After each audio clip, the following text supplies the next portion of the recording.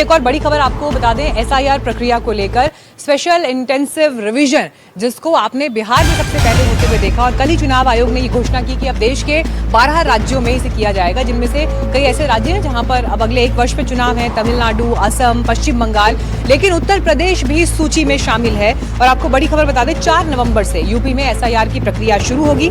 UP के चुनाव आयुक्त ने इस पर आदेश जारी किया। 3 नवंबर तक सभी बीएलओज की ट्रेनिंग पूरी होगी और 4 नवंबर से यूपी में घर घर बीएलओ जाएंगे और इस सूची को अपडेट करने के लिए जो प्रक्रिया है उसे आगे बढ़ाया जाएगा। और जानकारी के साथ अश्विनी इस वक्त हमारे साथ मौजूद है। अश्विनी, उत्तर प्रदेश का आना वाकई इस फैसले ने चौंकाया। उत्तर प्रदेश का आना और असम का उस लिस्ट में ना होना, उत्तराखंड का उस लिस्ट में फिलहाल ना होना, हालांकि असम के लिए यह है कि बाद में अलग से होगा, लेकिन इन सबके बीच यूपी में चुनाव 2027 में है, पंचायत चुनाव आगे हैं, लेकिन यूपी में एसआईआर की इस प्रक्रिया का क्या पॉलिटिकल इम्पैक्ट है? पॉइंट 1। पॉइंट 2, अभी कैसे ये प्रोसेस आगे बढ़ेगा, क्योंकि कल समाजवादी पार्टी के नेताओं ने, कांग्रेस ने ये कहा कि हड़बड़ी में लिया हुआ ये कदम है।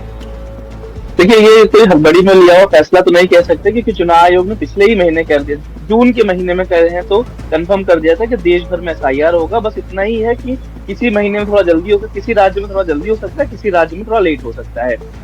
यूपी की बात करें, क्योंकि यूपी में पंचायत के चुनाव हो रहे हैं और वहां पे पहले से ही पंचायत चुनावों के लिए इलेक्टोरल रोल रिवीजन का काम चल रहा है, तो इसलिए चुनाव आयोग को काफी आसानी होगी कि वहां जो एक इलेक्टोरल रिवीजन का काम चल रहा है तो उसके साथ एसआईआर करवा देंगे, तो तुरंत ही दोनों ही इलेक्शन के लिए जो प्यूरिफिकेशन है इलेक्टोरल रोल का, वो दोनों काम एक साथ ही हो जाएगा।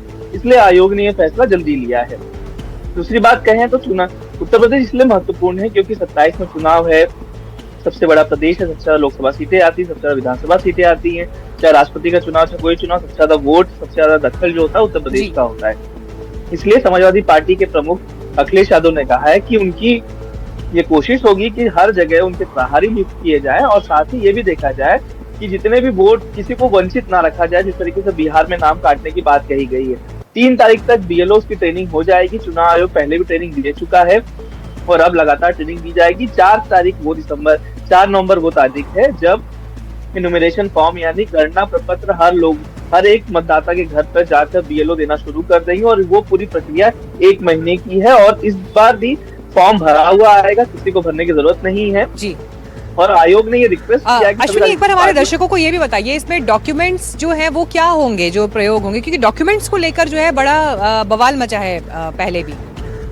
देखिए, पहले जब बिहार में एसआईआर हुआ तब काफी बवाल हुआ था, लेकिन उसके बाद से चीजें थोड़ी बदलती गई। सबसे बड़ी बात है कि आधार कार्ड को जोड़ दिया गया, यानी सबसे ज्यादा जो चिंता के विषय था कि आधार कार्ड नहीं होना, वो इस बार आयोग ने कहा है कि हम पहले भी ले रहे थे लेकिन इस बार भी लेंगे, क्योंकि सुप्रीम कोर्ट का आदेश है कि बतौर 12वां दस्तावेज आधार कार्ड को लेना चाहिए। इसके अलावा 10वीं की मार्कशीट हो तब भी हो सकता है आपका नाम, माता पिता का नाम अगर 2003 के एसआईआर में है तो उसके आधार पे भी आपका नाम दाखिल हो सकता है, नाम नहीं कटेगा। उसके अलावा आपके पास पैन कार्ड भी हो तो तब भी काम हो सकता है, पासपोर्ट हो तब भी काम हो सकता है। अगर आपका जो कह सकते हैं कि हर एक परिवार का रजिस्ट्री होती है, रजिस्ट्रेशन होता है हर परिवार का, उसमें अगर नाम है तो उससे भी हो सकता है, गवर्नमेंट एम्प्लॉय है तो उसके आधार पे भी हो सकता है। ये तमाम ऐसे दस्तावेज जो लोगों के पास, तो ये लंबी सूची है डॉक्यूमेंट्स की जो इस प्रक्रिया में आगे दिखाया जा सकता है। शुक्रिया आपका अश्विनी अभी इस जानकारी के लिए। लेकिन देखिए, एसआईआर की प्रक्रिया को लेकर यूपी में जैसा हमने कहा कि पॉलिटिकल रिएक्शंस का दौर आपको जबरदस्त दिखाई देगा, तो समाजवादी पार्टी इसके लिए प्रहरी तैयार कर रही है। एसआईआर पीडीए प्रहरी इनका नाम बताया जा रहा है, समाजवादी पार्टी जो बना रही है, और हर सेक्टर और बूथ स्तर पर एसआईआर पीडीए प्रहरी बनाए जाएंगे जो कि वोटर लिस्ट की निगरानी, रिवीजन की निगरानी करेंगे। अखिलेश यादव ये कह रहे हैं कि सबको वोट का अधिकार दिलवाना है। हमारे साथ इस वक्त रणवीर मौजूद हैं इस खबर पर। रणवीर, बताइए जरा क्या है ये एसआईआर पीडीए प्रहरी, और अलग से अपनी एक टीम खड़ी करना, मतलब चुनाव आयोग की प्रक्रिया पर, उनके प्रोसेस पर। इससे पहले भी हालांकि राहुल गांधी तो बकायदा प्रेस कॉन्फ्रेंस कर चुके हैं उस पर एक के बाद एक, लेकिन अब यूपी में ऐसा लग रहा है कि एक नया मोर्चा खुलने वाला है। देखिए, समाजवादी पार्टी के अध्यक्ष अखिलेश यादव बार बार चुनाव आयोग पर सवाल उठाते रहे, कई बार चिट्ठियां लिखा है, कई बार ये दावा किया है कि जो बीएलओ है वो पक्षपात करते हैं। जातिवाद का भी आरोप है कि बीएलओ जो है जाति देख करके तय किए जाते हैं और ये जो बीएलओ हैं ये स्थानीय स्तर पर जो बीजेपी के नेता हैं उनके साथ मिल जाते हैं। इस तरह का आरोप समाजवादी पार्टी लगाने के लिए अब चूंकि चुनाव आयोग ने घोषणा कर दी है कि 12 राज्यों में एसआईआर होगा, जिसमें एक राज्य उत्तर प्रदेश है, 1.5 साल करीब 1.25 साल के आसपास समय बचा हुआ जब चुनाव होने वाला है। ऐसे में समाजवादी पार्टी को इस बात की आशंका है कि जो बीएलओ है वो वोटर लिस्ट में गड़बड़ी कर सकता है। एसआईआर के नाम पर कई लोगों के नाम काटे जा सकते हैं, कईयों के नाम जोड़े जा सकते हैं। ऐसे में जो वोटर हैं उन वोटर्स का मोहल्ले में जाकर के चेक करना कि उनके नाम हैं या नहीं हैं, उनके नाम अगर काटे गए हैं तो क्यों काटे गए हैं, अगर काटे गए हैं और गलत तरीके से काटे गए हैं तो उस पर आपत्ति दर्ज कराना, शिकायतें करना, इस तरह की जो तमाम प्रक्रियाएं हैं, इसके लिए एसआईआर पीडीएफ प्रहरी बनाया गया है। ये जो प्रहरियों की टीम होगी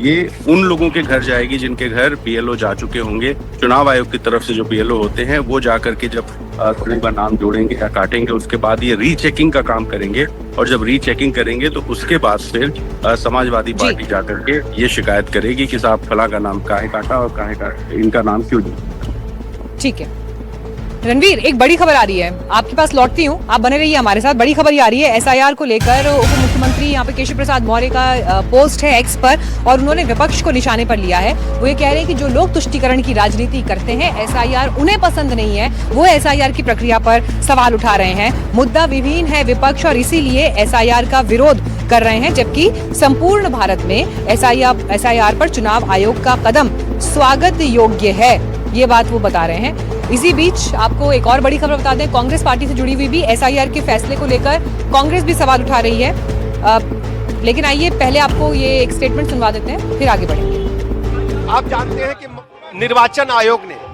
जो मतदाताओं के पहचान के लिए एक बड़ा अभियान चलाने का काम किया, जिसको हम लोग एसआईआर कहते हैं, ये बहुत अच्छा अभियान है और निर्वाचन आयोग के इस स्टेप से सही मतदाता अपना मतदान कर पाएंगे और जो फेक हैं वो मतदाता सूची से बाहर होंगे।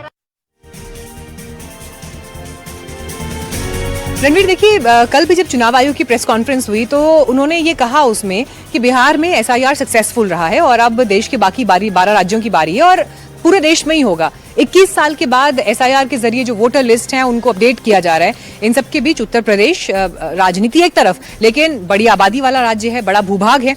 ऐसे में 1 महीने का समय, जिस पर विपक्ष भी सवाल उठा रहा है कि 1 महीने में प्रक्रिया कैसे पूरी होगी, इसे लेकर क्या प्रोसेस है और आपने भी जब अलग अलग लोगों से वहां पर बात की होगी, ओवरऑल कितना चुनौतीपूर्ण कार्य रहने वाला है ये चुनाव आयोग के लिए भी? देखिए, ऐसा नहीं है कि पहली बार एसआईआर हो रहा है। 2004 तक में 2003-4 में एसआईआर हुआ था और आजादी के बाद से तब तक 8 बार हो चुका है, ऐसा कल चुनाव आयोग ने बताया है। ये एक प्रक्रिया है और इसमें ऐसी कोई दिक्कत नहीं है, क्योंकि जो जिला अधिकारी होते हैं वो डिस्ट्रिक्ट इलेक्शन अफसर होते हैं। जिला अधिकारियों के पास एक टीम होती है और उत्तर प्रदेश की अगर बात करें तो यूपी में लगातार वोटर लिस्ट पे काम हो रहा है। इसकी वजह ये है कि अगले साल पंचायत चुनाव है और पंचायत चुनाव को लेकर के जो ये वोटर लिस्ट बनाने का काम है वो प्रक्रिया लगातार चल रही है। और इससे पहले भी विधानसभा चुनाव के लिहाज से अगर देखें तो आज से जो एसआईआर की प्रक्रिया है वो शुरू होगी, लेकिन पंचायत चुनाव को लेकर के जिलों में ये प्रक्रिया चल रही है। चुनाव आयोग बहुत ज्यादा दिक्कत आएगी ये कहना शायद चाहती है। और यूपी में जो राज्य निर्वाचन आयोग है, राज्य निर्वाचन आयोग का जो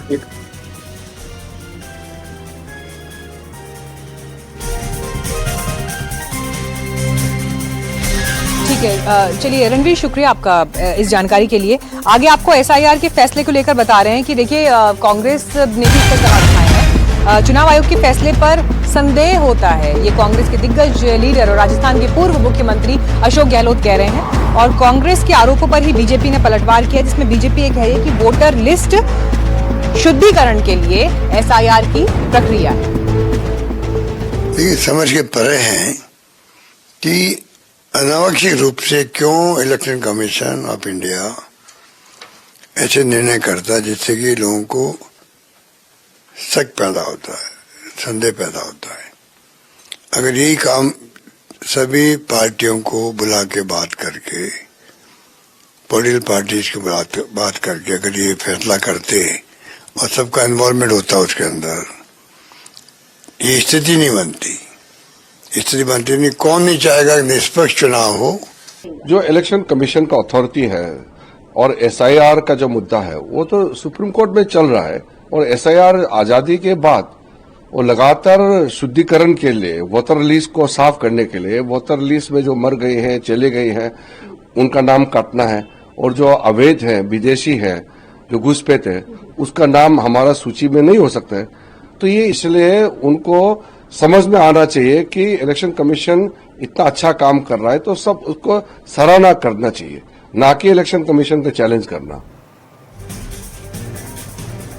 अब देखिए पश्चिम बंगाल में भी आगे चुनाव है और इन सब के बीच वहां पर घुसपैठी और रोहिंग्याओं का मुद्दा अक्सर चुनावी चर्चाओं में, राजनीतिक चर्चाओं में, मंचों पर छाया रहता है।